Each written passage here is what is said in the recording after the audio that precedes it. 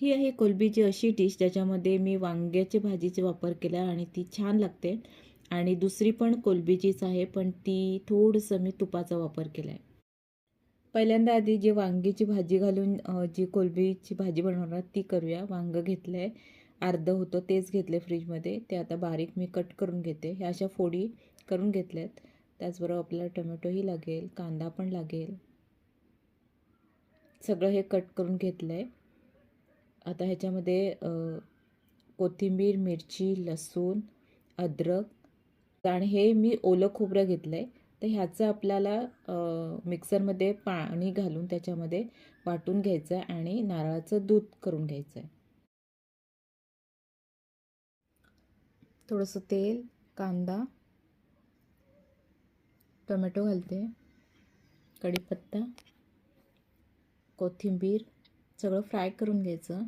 त्यानंतर ती कोलंबी आहे ती टाकायची. हा तंदुरी चिकन मसाला आहे. आपला लाल मिरची पावडर, गरम मसाला, हळद. आता हे वाटीभर जे नारळाचं आपण दूध हे केलं तयार ते घालायचं. चांगलं मिक्स करून घ्यायचं. नंतर ही वांगी घालायची. कोलंबीचं प्रमाण कमी असेल ना आणि आपल्याला कोलंबीची भाजी बनवायची असेल, थोडं वाढवायची असेल, तर ही वांगी घालून केलेली भाजी खरंच खूप मस्त लागते. चवीनुसार मीठ घालते. सर्वांना पुरते. झाकण ठेवून आता शिजवून घ्यायचं. थोडा वेळ शिजल्यानंतर थोडं परतून घेते. भाजी आता होते तोपर्यंत मी इथे काकडी कट करून घेते.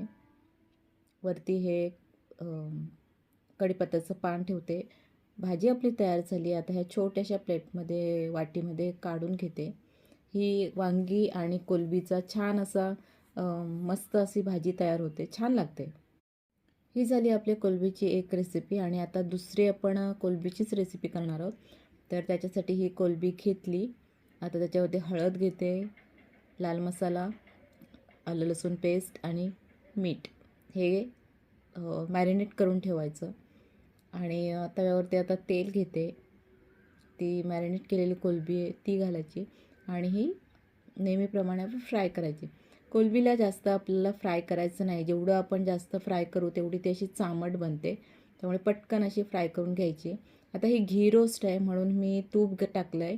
कांदा, टोमॅटो, कढीपत्ता घालते, गरम मसाला, धणे पावडर आणि हे लिंबाचं पाणी. हे सगळं मिक्स करून घ्यायचं. मीठ घातल्याने मीठ घालूया. आता जे फ्राय केलेली कोलंबी आहे ती घालायची. ती थोडी व्यवस्थित परतून घ्यायची. हे झालं आहे. आता वरून कोथिंबीर घालते.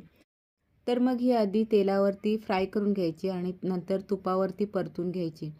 ही जी कोलंबी बनवण्याची पद्धत आहे ना, तर ही केरळ साईडला अशा प्रकारे बनवली जाते. तर कोलंबीला आधीच एक छान चव असते. त्याच्यामध्ये आपण थोडंसं जर का तुपावरती परतून घेतलं तर अजून एक वेगळी आपली चव आपलं मिळते.